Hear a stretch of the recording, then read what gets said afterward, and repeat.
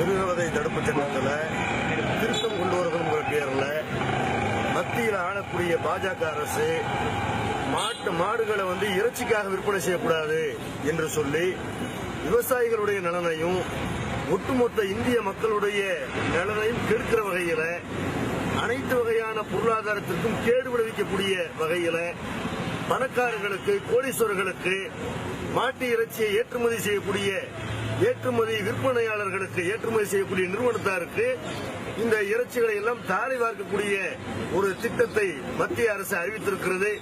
இது ஒட்டுமொத்த இந்திய மக்களுக்கு எதிரான ஒரு அறிவிப்பு.